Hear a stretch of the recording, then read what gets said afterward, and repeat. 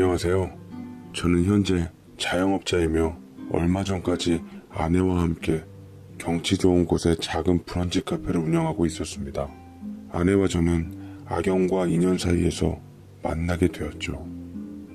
아직도 모든 기억이 다 돌아온 게 아니라서 과거의 저와 현재의 제가 혼동스럽기만 합니다. 눈을 떠보니 새하얀 병원 불빛에서 제 기억은 시작되었고 머리고 몸이고 온몸이 부서질 듯한 고통이 뼈를 때리더군요. 여의사와 간호사가 제 상태를 보니 이런저런 말을 걸어왔습니다. 빗길에 뺑소니 교통사고가 났습니다. 몸 상태는 생각보다 나쁘진 않은데 머리를 좀 다치신 것 같으세요. 혹시 본인 성함과 나이, 사는 곳이 어떻게 되시죠? 저는 머리야. 잠깐만요.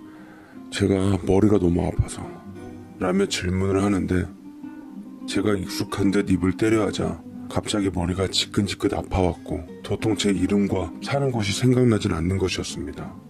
의료진들은 몇 번이나 제게 같은 질문을 해왔지만 전 대답할 수 없었고 정신이 혼미해지며 백지장처럼 하얘졌습니다. 도대체 내가 누군지 어디서 왔는지 지금 생각해보면 여긴 어디, 나는 누구, 정말 그 상태가 맞았던 것 같아요. 그때 저를 구했다는 여자를 만나게 되었습니다. 마르고 보통의 키를 가진 여자였는데 수수한 와중에 미인처럼 보이더군요. 제 상태를 보고 걱정스러웠는지 근심 어린 기색이 가득했는데 저는 생명의 은인이 왔다는 소리에 힘겨운 몸을 일으키고는 인사를 드렸습니다. 구해줘서 고맙습니다. 덕분에 황천길 갈 뻔했는데 살았어요. 라고 하니 여자는 덩달아 제게 같이 인사를 하며 조심스럽게 입을 떼었습니다. 다행이에요. 그래도 그 정도라서. 그보다 기억을 잃어버리셨다고 들었는데 정말 아무것도 기억 안 나세요? 네, 이 죽일 놈의 기억력이 영 제 구실을 못하네요. 걱정 마세요. 곧 돌아오겠죠. 아무튼 생명의 은인이신데 이 은혜를 어떻게 갚아야 할지 모르겠네요. 라고 얘기를 하니 여자는 두려운 반, 걱정스러운 반 얼굴로 저를 지그시 바라보는데 끄덕이며 하루빨리 쾌차를 바란다는 얘기를 하고 자리를 떴습니다. 그 와중에도 여자가 보였던 건지 그녀가 자리를 뜨자 다소 아쉬움이 느껴지더라고요. 병원에 며칠간 입원하면서 의료진의 도움을 받아 과거의 기억을 떠올리려고 애썼으나 머리가 단단히 고장이 난 건지 당최 진전이 없었습니다. 의도치 않게 모질이가 돼가는 것 같아 한동안 미칠 것 같더이다. 기억을 못 찾는 것 빼고는 제 몸은 재활치료를 통해 하루가 다르게 완쾌되어갔고 생명의 은인인 그녀가 또 한 번 모습을 드러냈습니다. 손에 예쁜 포장의 케이크와 음료가 들려 있었는데 제게 내밀더라고요. 빈손으로 오긴 뭐해서 제가 직접 만든 케이크랑 음료인데 마음에 드실지 모르겠어요. 정말 고마워요. 마침 달달한 게 땡겼었는데 이리 와서 같이 드시겠어요? 제가 넉살 좋게 얘기를 했지만 계속 어정쩡하게 서 있기만 하더라고요. 그러다 다리가 아팠는지 제 곁으로 다가와서 앉았고 내심 기쁜 마음에 여자에게 영양가 없는 말들을 붙여보았죠. 혼자 있어 외로운데 그녀라도 조금이나마 곁에 머물러 주어 말동무라도 되어줬으면 하는 바람이었답니다. 그녀는 제 얘기를 가만히 들어주었고 간혹 미소를 잔잔히 띄워주기도 했는데 참 예뻤습니다. 그녀의 웃는 모습을 보기 위해서 제 말은 더더욱 많아졌습니다. 그녀는 그 후 모습을 자주 드러내었어요. 신문이나 잡지 같은 것도 사오기도 했고 집에서 손수 만든 음식을 갖고 오기도 했습니다. 생명의 은인인 제게 이런 호의까지 베푸니 그녀가 실로 큰 힘이 되었습니다. 그리고 그 힘은 나중에 애정으로 발전하고 사랑이 되었죠. 병원에서 퇴원해도 된다는 연락을 받았을 때 그녀는 선뜻 목돈을 내어주었습니다. 모르는 사람한테 치료비까지 내어주니 어찌나 황송하던지요. 하도 굽신거리니 그녀는 말을 돌렸습니다. 퇴원하고 가실 곳이 없다면 저희 집으로 가실래요? 방 한 칸이 남는 게 있거든요. 갈 곳 없는 제게 단비 같은 말이었습니다. 그녀 역시 저와 같은 마음을 가진 걸 확신한 건 이때였던 것 같아요. 20평대의 작은 아파트였는데 제가 쓸 방은 깨끗한 침대와 서랍이 놓여져 있었습니다. 그녀는 그곳에서 어린 딸과 함께 살아간다고 하더라고요. 딸은 6살 아이였는데 멀찍이 떨어져서 흘끗흘끗 보는 게 저를 경계하는 것처럼 보이더라고요. 저희 딸이에요. 이름은 은소미인데 앞으로 이 집에서 찡찡거리는 소리를 달고 살 거예요. 라고 그녀가 말했고 저는 어린 그녀의 딸에게 살갑게 손을 내밀어 보았습니다. 제 넉살은 꼬맹이의 마음도 풀어주었네요. 제게 아빠처럼 느껴졌는지 제 엄마의 저지에도 아빠 하며 잘 따랐는데 아빠 소리가 싫지가 않았고 진짜 딸이 생긴 것만 같았습니다. 같이 있는 시간이 많아진 만큼 예견된 운명의 수순처럼 그녀가 마음을 열어주었고 서로의 마음을 확인하게 되었습니다. 이젠 제 과거 따위는 아무래도 상관없었죠. 우리는 잠시 같이 살다가 반지를 교환하는 것으로 결혼을 하게 되었습니다. 저는 법적인 혼인신고를 위해 아내와 함께 경찰에게 제 신상을 의뢰해 줄 것을 요구하자 했지만 그때 아내가 결혼 조건으로 했던 말이 떠올랐습니다.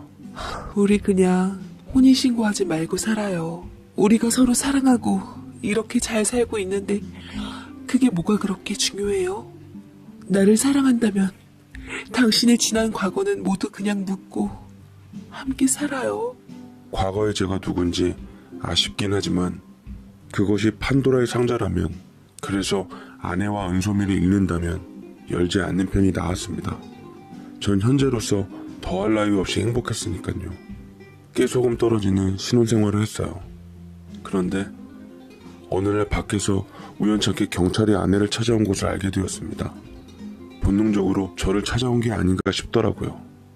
느낌이 좋질 않아 일단 모습을 드러내진 않았습니다만 한동안 계속 신경이 쓰였습니다. 아내는 끝내 그 얘기를 하지 않더라고요. 그 이후로 아내는 외출을 자제했고 덩달아 저도 밖을 잘 나서질 않게 되었습니다. 인터넷 주문으로 모든 걸 해결하니 크게 생활에 문제될 건 없었어요.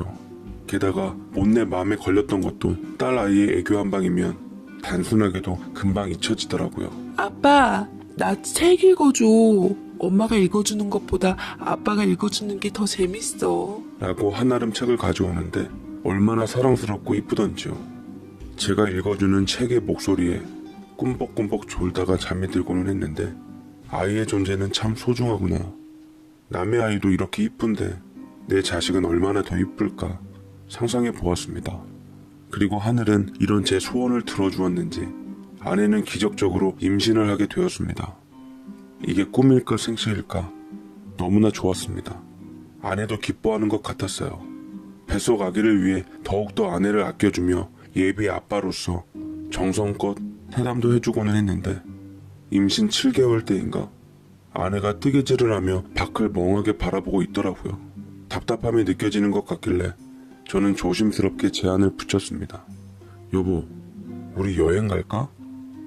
보니까 사람들 태교 여행이다 뭐다 많이들 가던데 우리도 은솜이 데리고 여행 한번 가자. 아내는 처음엔 거절했지만 은솜이까지 조르는 통에 어쩔 수 없이 가까운 교회로 1박 2일 여행을 다녀오기로 했습니다. 저는 몸이 무거운 아내를 대신해서 곤히 자고 있는 사이 제가 직접 짐을 챙기기로 했어요. 장롱 속에서 필요한 옷가지들을 이것저것 캐리어에 넣고 있었는데 근데 그곳에서 얇은 서류 봉투가 하나 눈에 띄더라고요. 아내의 것인 게 분명한 그 서류가 뭔지 궁금하기도 하고 손을 대었는데 서류 봉투 속 안에는 예상치 못한 것들이 나왔습니다. 네, 바로 이혼 절차를 위한 서류였던 거예요. 이혼 서류를 보니 아내의 이름과 낯선 남자의 이름이 적혀 있었습니다. 아무래도 전 남편과의 이혼 서류 흔적이었던 것 같은데 아내는 분명 전 남편과 이혼했다고 했거든요. 왜 이런 게 아직 남아있는지 혼란스럽더라고요. 혹시 혼인신고를 못할 수밖에 없던 이유가 저한테 있었던 게 아니라 바로 아내한테 있었던 건 아닐까 깊은 의심이 도사리기 시작했습니다. 어쨌든 떠나기로 한 여행, 찜찜한 기분으로 아내와 함께 예정대로 여행지를 갔는데 엎친 데 덮친 격으로 때마침 그곳에서 생각지도 못한 사람을 만나게 되었습니다. 누군지는 모르겠지만 바로 저를 아는 듯한 사람인 게 분명했어요. 딱 봐도 제 또래의 사람이었는데 놀라운 얼굴로 제게 말을 걸더라고요. 야 정훈아, 너 정훈이 맞지? 동창들이 계속 너 연락 안 된다고 하더만 멀쩡히 잘 살아 있었네? 잠깐. 그런데 재수씨가 라고 머뭇거리며 제 쪽으로 오고 있던 아내를 보고 말을 못 잇는데 그 남자를 붙잡고 이것저것 물어보고 싶은 게 한가득이었지만 부랴부랴 말리며 그 남자로부터 절 떼내려고 하는 아내 때문에 그 남자를 보내고야 말았습니다. 아내는 곤두서며 큰 소리로 화를 내더라고요. 당신은 왜 모르는 사람하고 얘기를 하고 그래? 내가 그래서 여행 오기 싫다고 했잖아. 예민한 목소리를 듣자니 저도 울컥해서 참고 있던 답답한 심정을 내비쳤습니다. 날 잘 알고 있는 듯한 사람이었어. 나는 모르지만 그 사람이 날 알고 있는 것 같았다고. 나 당신만 믿고 사는 게 잘 사는 건지 모르겠어. 혹시 당신 아무것도 모르는 등신 같은 나를 속이고 있는 거 아니야? 라고 내질러 버렸고 저희 부부싸움에 겁에 질린 은섬이가 울자 아내는 아이를 달래며 저를 원망스럽게 보았습니다. 근데 그 순간 머리가 지끈하며 깨질 듯 아파왔어요. 어디선가 보았었던 적이 있었던 이 순간 뭔지 기억이 나질 않지만 분명 비슷한 기억이 제게 존재했습니다. 제가 두통에 힘겨워하자 아내는 언제 화를 냈냐는 듯 다시 저를 걱정해주기 시작했고 그 다음날 숙소에 머물다가 날이 밝자마자 바로 집에 가게 되었습니다. 운전하는 아내를 옆에서 보고 있노라니 괜히 미안해지더라고요. 누구 덕에 내가 이리 사는데 피곤해하는 아내에게 사과를 건네자 아내가 감정이 올라왔는지 눈물을 쏟았습니다. 미안해. 괜히 나 때문에. 누구보다 당신 과거가 궁금하고 답답할 텐데 심정 하나 이해도 못 해주고. 아니야, 내가 더 미안해. 사실은 나 짐 싸다가 우연히 당신 이혼 서류 봤어. 아직 제출 안 한 것 같더라고. 당신이 나랑 혼인신고도 피하는 것 같고 왠지 날 속이고 결혼한 것 같아 배신감이 들어서 그랬나 봐. 당신이 나한테 그럴 리가 없는데. 그치? 그러자 아내가 차를 멈추고 황망한 듯 저를 아련하게 바라보면서 눈물을 뚝뚝 떨어뜨리기 시작했습니다. 당황한 저는 아내를 안아주며 미안하다고 사랑한다고 가진 말로 어떻게 해서든 달래주려 했지만 아내의 울음은 한동안 제 어깨에서 그칠 줄을 몰랐어요. 진정이 좀 되었을 때 아내는 눈물을 훔친 뒤 전화 한 통화만 하고 오겠다더군요. 뭔가 쎄한 예감이 등줄기를 타고 흘렀습니다. 아내가 마음을 달리 먹은 듯해서 두려움에 식은땀이 났습니다. 제가 아내의 심기를 건드린 것 때문에 제가 이뤄놓은 행복들이 다 깨어질 것만 같아 돌아온 아내에게 잘못했다고 빌었습니다. 그러나 아내는 의외로 덤덤한 얼굴로 울음이 채 가시지 않은 얼굴로 입을 열더라고요. 이제 됐어. 당신을 원래 자리로 돌려놔 줄게. 라고 말을 하며 차를 출발시키는데 생각지도 못한 아내의 말에 저는 심장이 쿵쾅대기 시작했습니다. 아내에게 몇 번이나 물으며 대체 그게 무슨 말이냐고 원래 자리라니 당신 내 과거에 뭔가를 알고 있었냐고 되물었지만 돌아오는 말은 아무것도 없었습니다. 아내는 임신 7개월임에도 불구하고 노련한 운전 솜씨로 서울 어느 한 주택집 앞에 차를 세웠고 어벙하게 주위를 살피는 제게 말했습니다. 여기가 진짜 당신의 집이야. 아마 초인종을 누르면 진짜 당신이 사랑한 여자가 나와서 맞아주겠지. 어서 들어가 봐. 라는데 아내의 말은 이미 저라는 사람에 대해서 모두 알고 있는 말투였고 굳이 묻지 않아도 그간 아내가 무언가 저를 속였다는 것을 온몸으로 뼈저리게 느끼게 되었습니다. 저는 덜덜 떨며 차에서 내려 집 앞 초인종을 눌렀고 건너 인터폰으로 제 얼굴을 확인하자마자 어느 한 여자와 나이 드신 노부부가 재빨리 문을 열어주더군요. 아이고 정훈이 너 이놈의 자식. 대체 1년 동안 어디서 무얼 하고 지냈어. 실종 신고를 해도 영 찾아볼 수가 없어서 애미가 얼마나 걱정을 했는 줄 알아? 어머님, 아버님이랑 나랑 온 가족이 얼마나 당신을 찾았는데 전부인하고 드디어 이혼한다고 나갔으면서 감감무소식이니 당신 때문에 식구들 다 속병 도졌어. 그래도 건강하게 잘 돌아왔으니 됐다. 잘 챙겨 먹었는지 나갈 때보다 때깔은 좋아졌네. 은소 매미하고는 이제 완전히 정리됐으면 네 아들 얼른 호적에 올려야지. 태어난 지 반년이나 됐는데 출생신고도 아직 못했다. 일단 어여 들어가자 라고 하는데 저는 들려오는 소리를 다 알아듣지 못한 채 다리에 힘이 풀려 주저앉아 버렸고 어찌할 바를 몰라 안에 있는 곳을 쳐다보았지만 이미 아내의 차는 연기처럼 사라진 후였습니다. 저는 얼떨결에 가족이라고 맞는 그들의 거처로 들어가게 되었고 그들은 한참을 떠들다가 제 상태의 이상함을 느꼈는지 호들갑을 떨며 큰 병원 응급실로 절 데려갔어요. 의사는 저를 진료하다 짧은 한숨을 내쉬더라고요. 전형적인 해리성 기억장애 같습니다. 무리하게 기억을 돌아오게 하는 것보단 지속적으로 약물 치료나 심리 치료, 최면 치료를 받아 천천히 상실된 기억을 회복하는 게 중요할 듯합니다. 제 가족이라는 분들이 이 말을 듣고 어떡하냐며 초상남 분위기를 잡더라고요. 특히나 제 안사람이라는 사람이 애까지 낳은 마당에 이제 자기 어떡하냐고 제가 바보가 된 것처럼 얘기를 하는데 그녀의 친정엄마까지 와서 울며 불며 난리를 치는 통에 숨이 막혀왔습니다. 제 부모님이란 분들께 조심스럽게 물어보았죠. 제가 누구이고 어떤 삶을 살아왔고 제가 사라진 당시에 어떤 상황에 있었는지 부모님께선 가장 객관적으로 말씀을 해주시더군요. 저는 부모님의 진실의 입이 열릴 때마다 여태껏 살아왔다던 제 스스로의 삶에 경악을 금치 못했습니다. 저는 원래 가정이 있었던 사람이라고 했습니다. 사이에 딸 하나 두고 탄탄한 직장 두며 평범하게 살고 있었는데 어느 날 거래처에 근무하는 여자와 눈이 맞아 바람이 났다고 하더라고요. 사이에 애까지 생기면서 저는 새 여자에게 눈이 돌아 전처한테 이혼을 요구했고 아이 때문에 참고 살겠다던 전처를 맨몸으로 내쫓아버린 후 새 여자를 집에 들였다고 합니다. 부모님께선 저 하는 짓이 그릇된 것을 알지만 팔은 안으로 굽는다고 제가 좋다니 새 여자를 받아들였다고 하네요. 전처한테 지속적으로 이혼을 요구하다가 나간 지 1년 만에 이혼해 주겠다는 전처를 만나러 나갔고 그리고 그때 제가 사고를 당해 실종이 되었단 겁니다. 네, 그게 제 쓰레기 같은 인생의 전말이었죠. 스스로가 경멸스럽고 용서할 수가 없었습니다. 하늘이 벌을 주신 건지 축복을 주신 건지 그런 사고를 당한 저를 걷어들인 생명의 은인은 다름 아닌 제 전처였던 거죠. 남의 딸이라고 생각했던 은소미는 제 친딸이었고 장롱 속에서 발견된 이혼 서류 또한 저와 전처의 법적인 이별을 위한 것이었습니다. 얼마나 그 여린 속이 상하고 괴로웠을까.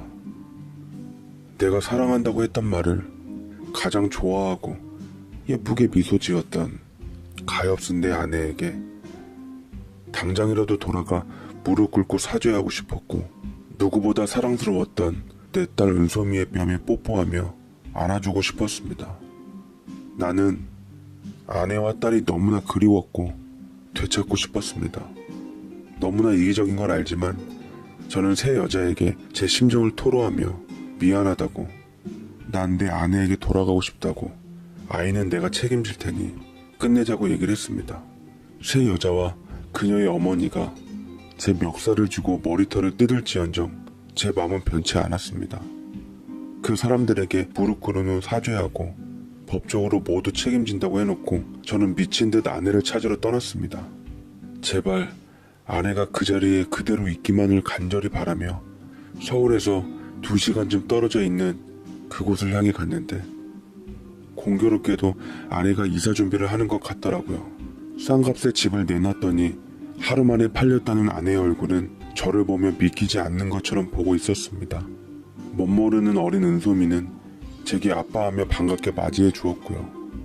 저는 떨리는 손으로 아내를 안아주었습니다. 집에 가자 여보. 내가 다 잘못했어. 미안해. 내가 당신에게 무슨 짓을 저지르는지 알게 됐어. 우리 정말로 새로 시작하자. 은섬이와 우리 뱃속의 아기까지 진짜 우리 집으로 돌아가자, 여보. 아내는 제 품에 안겨 그간 서러움을 털어내려는 듯 오열했고, 우리 가족의 소중함을 새삼 알게 된 저는 아내와 딸을 데리고 집으로 돌아왔습니다. 허나 그 집에는 아직 새 여자가 도끼 눈을 뜨고 버티고 있더라고요. 이제까지 희생하고 기다린 시간이 아까워 쉽게 못 나간답니다. 집 재산 명의 다 넘겨주지 않으면 한 발자국도 못 움직이겠다고 하더라고요. 그러자 아내가 새 여자에게 좋은 말로 타일렀습니다. 당신이 원하는 대로 해요. 나는 당신이 내게 말했던 것처럼 남편 간수 못했으니 나가달란 소리는 안 할게요. 당신이 내가 미운 만큼 나도 당신이 밉고, 법적으로 아직은 내가 당신에게 위자료 청구 소송을 할 수 있지만 누구보다 내 쫓기는 심정을 잘 아니. 그러고 싶진 않아요. 라고 말하는데 새 여자는 얼굴이 불그락 푸르락해지면서 한동안 집안에서 버티다 결국은 아이만 두고 야반 도주를 하고 말았습니다. 아내는 새 여자가 버린 제 아들을 보살폈고, 출산 후 아들을 낳은 후에도 제 아이처럼 똑같이 다 잘 키우고 있습니다. 새 아이의 아빠가 된 저는 한켠의 죄책감을 늘 품고, 돈만 있으면 아빠 돼. 우리 이제 부모가 될 준비부터 해야 할 것 같은데 자기 기분은 어때? 라고 하니 갑자기 남편 얼굴이 잿빛이 되며 새하얗게 질리는데, 잠시 통화 좀 하겠다고 자리를 비웠다가 죽상을 하고서 들어왔습니다. 저는 섭섭함에 잔뜩 목소리가 날이 서고 말았죠. 뭐야 자기, 찾아와준 우리 아기한테 고맙지도 않아? 책임지고 싶지 않으면 관둬. 나 혼자 낳아서 우리 복둥이 잘 키울 테니까 대신 나중에 아빠 노릇하려고 나타날 생각은 꿈도 꾸지 마. 라고 자리에서 일어서니 그제서야 남편은 제게 결혼하자고 하더라고요. 저는 진작 인사드렸던 예비시댁에 가서 며느리감으로 보였고, 시부모님들께서는 넉넉한 인심으로 저를 예쁘게 맞아주셨습니다. 특히나 아버님께서는 남편의 결혼 문제에 걱정이 한가득이셨던지라 제게 엄지척을 올리며 우리 손주가 진짜 복둥이가 맞다고 하셨죠. 저희는 배불러 오기 전에 얼른 식을 치르고 부부로서 살아갈 수 있었습니다. 허나 남편은 너무 바빴어요. 아기 태어나기 전까지 딱 신혼생활이라던데 그 짧은 틈도 누릴 길이 없었습니다. 저는 배가 조금씩 불러오면서 일을 그만두려고 했는데 저희 친정도 시댁도 남편까지 다 말리더라고요. 저는 일단 아기 낳기 전까지는 당분간 틈을 봐서 그만두기로 했죠. 저희 친정 부모님들도 부부 공무원으로서 퇴직하고서 공인중개사 공부를 하시며 부동산을 차려 일을 하셨기에 집에서 전업주부하는 걸 이해 못하셨어요. 분위기 속에서 어쨌거나 전 계속 일을 해야만 했죠. 출산 2달 앞두고 육아휴직 받은 후 처음이자 마지막으로 저만의 시간을 갖다가 드디어 아이를 출산했습니다. 우리 부부의 첫 아들이었어요. 그런데 아이를 출산한 날에도 남편은 출장에 잡혀 있어서 영상통화로 아이를 봤어요. 제가 조리원에 가 있을 때 간신히 한번 오기는 했는데 딱히 예뻐하는 것 같지도 않았고 괜히 아이와 제가 무시당하는 느낌이 들었습니다. 어쨌거나 조리원을 퇴소하고서 저는 집으로 왔는데 양가 부모님이 다 일을 하시는 바람에 저는 한 달 정도 산후도우미를 쓰고자 했어요. 밤잠을 못 자면 예민한지라 되도록 입주도우미를 쓰고 싶어서 남편에게 방 한 칸을 내주자 허락을 구했더니 남편은 의외로 큰 반대 없이 끄덕이더라고요. 그래, 당신 좋을 대로 해. 내가 바빠서 옆에서 못 도와주는데 그렇게라도 해야지. 당신 몸 빨리 추스르지. 성실하고 좋은 사람으로 구해. 쓰다 괜찮으면 좀 더 연장해도 되고. 저는 남편의 말에 뛸 듯이 기뻤고 남편의 허락이 떨어지자마자 손님용 방을 깨끗하게 치운 후 지역 맘카페나 인터넷 정보를 얻어서 좋은 사람을 구하게 되었습니다. 프리미엄급으로 베테랑 산모 도우미들 중에서도 최고 평이 좋으신 분이었는데 다행히 제가 예약할 때쯤 텀이 있어서 누가 모셔갈세라 재빨리 예약을 했습니다. 3일 후에 산후도우미 이모님께서 오시기로 하셨는데 아기를 돌보는 그 3일간이 정말 죽을 맛이었어요. 잠을 못 자 피곤한 상태에서 애는 울지, 유축은 해야지, 밀린 집안일에다 못 먹은 끼니까지 멘붕이 올 때쯤 기다리던 그분이 오셨습니다. 띵동 띵동. 저는 후다닥 현관문을 열어드렸고 그곳에는 시간보다 10분 정도 먼저 온 산후도우미 이모님이 서 계셨습니다. 첫날부터 손에 뭘 쥐고 오셨는데 저를 위해 만든 밑반찬들이었어요. 아유 산모님, 이렇게 삐쩍 말라서 어떻게 아이 먹이고 재워요. 일단 잠 좀 자요. 내가 아이 보고 있을 테니까. 라며 저를 침실로 떠밀었고 잘 부탁드린다는 말을 몇 번이나 하며 저는 들어가 3일 동안 밀렸던 잠을 쏟았습니다. 한참 자고 일어나서 밖을 보니 와, 우렁각시가 다녀간 것처럼 광이 반짝반짝 나더라고요. 더군다나 저희 집은 온통 화이트 인테리어라서 청소하기 쉽지 않았을 텐데 흠잡을 곳 없이 깨끗했습니다. 아기와 놀아주시면서 손수 만든 식사를 차려놓으신 후 제가 잠에서 깰 때까지 기다리셨다는데 다음부터 편히 드시라고 한 후 술을 떴죠. 음식이 너무나 정갈하고 깔끔해서 입맛에 딱 맞더라고요. 이모님이 흐뭇하게 보시며 말씀하시더군요. 우리 한 달간 잘 지내봐요. 나는 산모님이 산후 회복을 위해서 최선을 다하고 아기를 정성껏 돌봐줄 거예요. 잘 부탁드립니다. 라며 꾸벅 인사를 하셨는데 저희 친정엄마보다 조금 젊어 보이셨던 이모님은 서글서글하니 풍겨오는 인자한 인상이 너무 좋았습니다. 보니까 이모님은 남편과 이혼 후 20대 대학생 딸 한 명과 같이 살고 계시더라고요. 저는 아이를 맡기고 잠을 자거나 영화를 본다거나 밖에 나가서 산책을 한다거나 자칫 산후 우울증으로 이어질 것 같은 기분을 회복하기 위해 제 시간을 가졌어요. 집에 오면 모든 게 완벽하게 되어 있으니 출장 갔다가 며칠 만에 들어온 남편 또한 집안 컨디션이나 식사 상태를 보고 무척이나 만족스러워 했습니다. 씻고 간만에 집에 들어온 남편과 함께 산후도우미에 대해 나지막히 얘기하는데 그는 오랜만에 여유 있는 미소를 보여줬습니다. 이모님 좋으신 분으로 잘 들였네.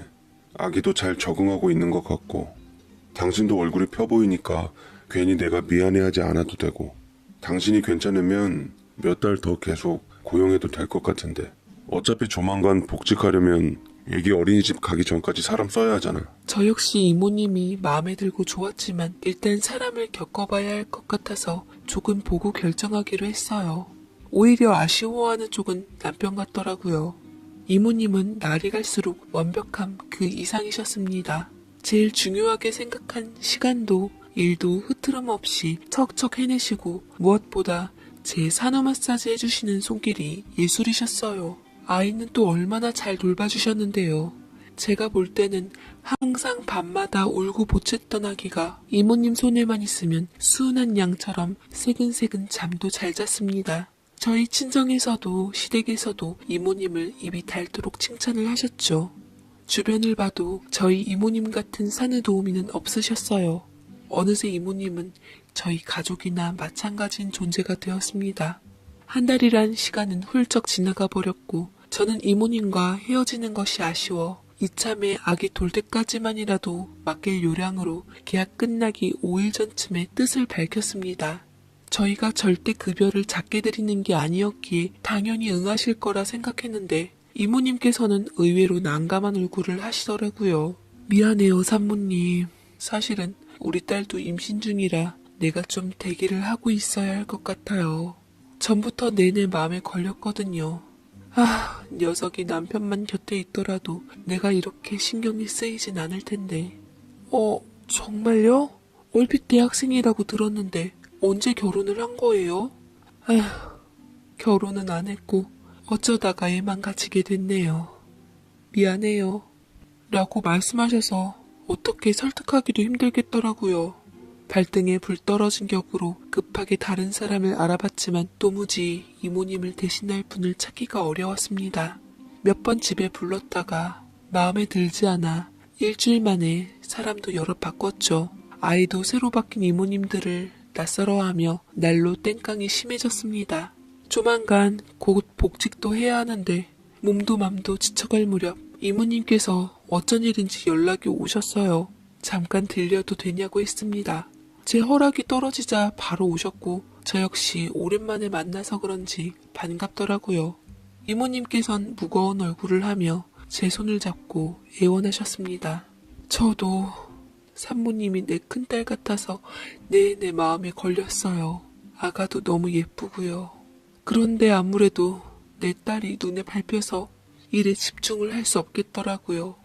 그렇지만 산모님도 날 필요로 하고 나 역시 유종의 미를 마치고 싶어서 내가 생각한 게 있는데 라며 잠시 뜸을 들이는데 저는 어려워하시지 마시고 편안하고 솔직하게 말씀해달라 했습니다. 그러자 힘들게 입을 여시는데 내가 급여는 안 받고 전처럼 최선을 다해서 일해드릴게요. 대신 임신한 우리 딸과 함께 지내면 안 될까요? 실은 내가 지인한테 빚보증을 잘못 써줘서 집이 다 넘어가게 생겼어요. 가진 돈도 없고 마땅히 갈 곳도 없고 방 하나 내준 거에서 같이 지내고 우리 딸이 아기 낳을 때까지만이라도 겸사겸사 있으면 좋을 것 같은데 산모님 생각은 어때요? 나도 이런 말하기 참마 불편하고 송구스럽네요. 라고 하시는데 저 역시 쉽게 대답을 못하겠더라고요. 이모님의 도움이 절실하긴 했지만 낯선 군 식구는 불편했거든요. 게다가 저 혼자 사는 집도 아니고 남편까지 같이 있는데 남편의 의견도 들어봐야 했죠. 그런데 남편은 제가 한 이야기를 모두 다 듣고도 별 어려움 없이 긍정적이게 말하더라고요. 사정이 그렇다면 어쩔 수 없지 않아? 요새 좋은 사람 구하기도 힘들고 방만 내주면 일해주고 급여도 안 받겠다고 하는데 완전 좋지. 이모님 가족 같다면서. 그럼 그 딸도 당신 여동생이나 마찬가지다 여겨. 저는 남편의 말을 듣고 고민에 빠졌습니다. 낯선 사람을 또 우리 집에 들인다는 게 염려스러웠지만 별 도리가 없었죠. 일단 같이 한번 지내보다가 언제든 불편하면 나가겠다는 이모님을 믿고 찝찝한 마음으로 복직하게 되었습니다. 그 전에 우리 집에 들어온 딸을 보았는데 앳된 티를 안 벗은 20대 초반 새파랗게 어린 아가씨였어요. 깡마르고 배만 볼록하게 나왔는데 막상 보니 거부감도 안 들더라고요. 이모님 닮았는지 싹싹하고 착한 편이었습니다. 언니, 제가 족발 사왔어요. 임산부한테도 수유하는 사람한테도 좋다고 해서 사왔는데 같이 먹어요. 아, 참참. 오늘 오빠도 일찍 온다고 했는데 그럼 기다려야 되나? 아니야. 우리 남편은 족발 별로 안 좋아해. 나중에 밥 차려주면 되니까 얼른 먹어. 이모님 딸은 저와 남편에게 언니 오빠라는 호칭을 쓰며 친근하게 다가왔어요.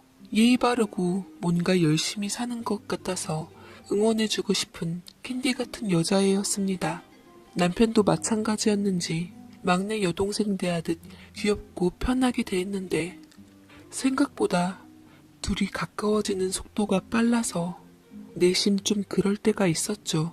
가령 생전 집안일 한 번 안 하는 사람이 그 딸이 설거지를 하는 것을 보고 고무장갑을 뺏어서 임산부는 이런 거 하면 안 된다고 대신해주기도 했고 둘이 집 앞에서 만났다면서 같이 들어오는 날도 허다했고 언제는 한번 손님방 침대에서 사방에 흐트러진 아기 책들과 함께 제 아이와 남편, 그 딸과 셋이 함께 잠들기도 했습니다. 너무 기가 막혀 제가 하도 난리를 치니 남편은 솔직히 안방 침대에서 잔 것도 아니고 애한테 책 읽어주면서 놀아주다 잠든 건데 왜 이렇게 예민하게 굴어? 나도 지친다 정말. 라고 도리어 뻔뻔스럽게 나오더라고요. 언제는 한번 제게 목걸이를 선물해 주었는데 제 것과 똑같은 목걸이를 그 딸에게도 주었습니다. 행사에서 원 플러스 한다길래 우리 와이프 거 사는 김에 주는 거야. 근데 디자인이 귀여워서 그런가 네가 훨씬 잘 어울린다. 와이프가 워낙 나이에 걸맞지 않게 작고 깜찍한 걸 좋아해. 제가 표정이 안 좋아질 때마다 이모님께서는 눈치를 채고는 남편 곁에 있었던 딸을 떼내어 자리를 벗어났고 갑자기 뚝 끊겨버린 분위기에 남아있는 남편과 제 사이는 어색한 침묵만 흘렀습니다. 저는 집에서 점차 외로운 신세가 됐어요. 심지어 제 아기조차도 이모님과 그 딸 손에 익어버려 정작 엄마인 제 손은 낯설어 했죠. 이런 제 심정을 알아주는 사람은 친정엄마밖에는 없더라고요. 그늘이 져있는 제 얼굴을 보고서 무슨 일이냐고 단번에 바로 물었고 서럽게 제 속에 있는 얘기를 털어놓자 엄마는 단번에 표정이 안 좋아졌습니다. 너 안 되겠다. 하루라도 빨리 그 사람들 집에서 내보내. 뭔가 느낌이 안 좋아. 이준이는 어쩌고 이모님 손에 길들여져서 다른 사람한테는 가지도 않으려고 해. 내보낼 구실도 없고 자칫 잘못하다가 괜히 불쌍한 사람 내쫓은 나쁜 사람 돼버린다고. 나쁜 사람이 되면 좀 어때 이거사. 미안하다. 다 내 잘못이야. 괜히 너 공부하는 거 아깝다는 생각에 복직하라 그런 건데 차라리 엄마가 그 여자 만나서 단도직입적으로 얘기해 볼 테니까 넌 가만히 있어. 라며 친정엄마는 이모님과 따로 자리를 마련해 얘기를 해보기로 했습니다. 그러나 이모님은 처음과는 달리 저희 집에서 나갈 생각이 없었는지 딴청을 부리며 자리를 피했다 했고 그 딸은 고스란히 제 남편에게 일러바쳤습니다. 떠날 생각도 없으면서 눈물 흘리며 피해자 코스프레하는 여자들을 남편이 편을 들어주며 제게 소리를 질러댔습니다. 너 왜 이렇게 애가 못됐어? 장모님도 불쌍한 사람들한테 그러면 안 되지. 갈 곳 없는 사람들 거저 온정을 베풀기도 하는데 심지어 집안일이며 육아며 다 해주시잖아. 몸 편하고 맘 편하게 해주니까 사람을 우습게 대해?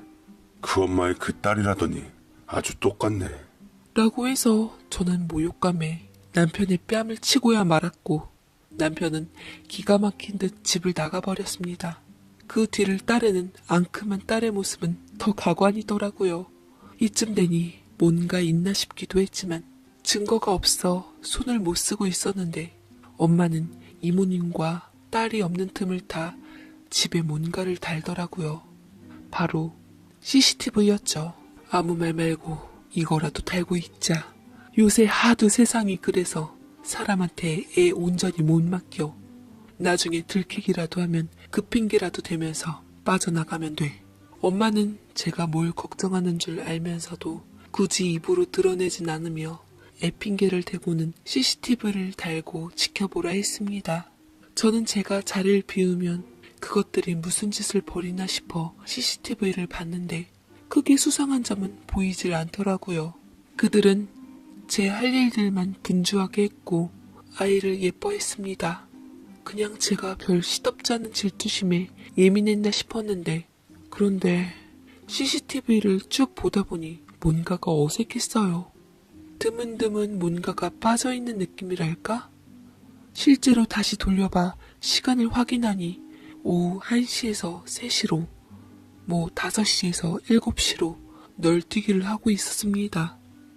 중간에 있던 어떠한 장면을 삭제한 것처럼 말이죠.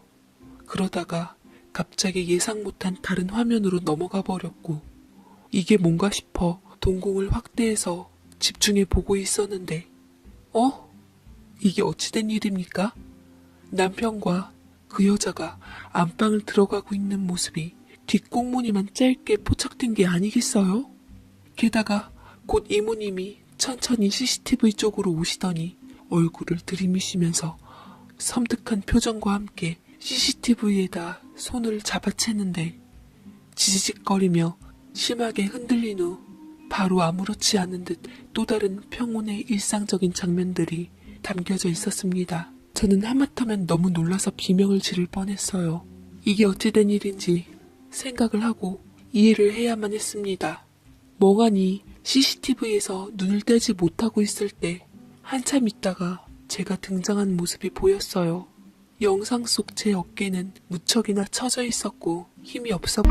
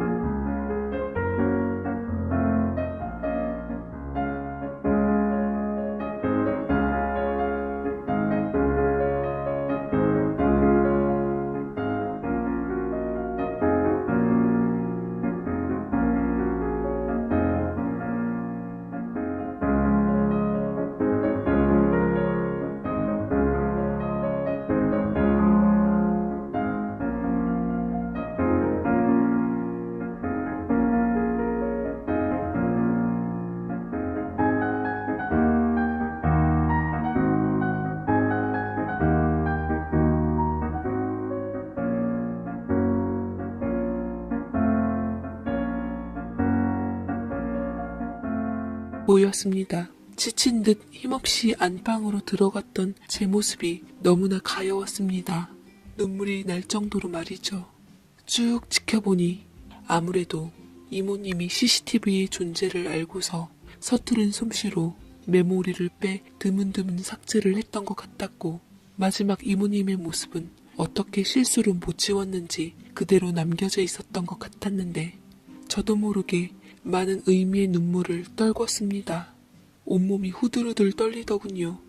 대체 뭐가 무서워 삭제를 한 건지 알아볼 필요가 있었고, 그들 모녀가 밖으로 외출한 시간에 맞춰 집안에 잠입해 거실에 있는 CCTV를 안방에다 달고 몇 날 며칠을 제발을 외치며 초조한 마음으로 지켜보았는데, 세상이 맙소사, 오래 기다릴 것도 없이 남편과 그 여자가 등장했고, 모든 게 제 예상대로 흘러가 버려 피눈물을 쏟고야 말았습니다. 저는 증거자료가 든 메모리를 남편과 그 딸, 그러니까 상간녀, 그리고 이모님, 시부모님한테까지 다 보냈고, 든든한 친정부모님과 함께 제 아들을 데리고 친정으로 갔어요. 분노한 친정엄마가 후에 사람 시켜 조사해보니 정황상 이모님 딸 뱃속에 있는 아기까지 남편 아기는 아닌 것 같다더군요. 이모님의 수완 좋은 농간으로 인해 둘이 급격하게 가까워졌었던 것이었습니다. 평소 저를 보면서 제 남편을 탐냈던 건지 이 집에 다시 들어올 때 딸이랑 엮어주려고 작정을 했던 것 같더군요. 이모님을 진심으로 믿고 좋아했던 제가 참 바보 같았습니다. 남편은 한바탕 뒤집어진 시댁 식구들에게 등 떠밀려 뒤늦게 제 앞에서 사과를 하며 제 잘못을 뉘우치는 듯 했습니다만, 제대로 정신은 못 차렸는지 드라마 주인공 마냥 헛소리를 짓거리더라고요. 사랑에 빠진 게 죄는 아니잖아. 내가 미치겠는 건 두 사람을 다 사랑하고 있다는 거야. 난 그 애 없으면 못 살고 당신과도 이혼할 마음 없어. 당신에게 미안하지만 우리 불쌍한 사람들 지켜주는 셈 치고 지금처럼 함께하면 안 될까? 옛날에는 능력 있는 남자, 여자들 형님 동생하며 지냈다며.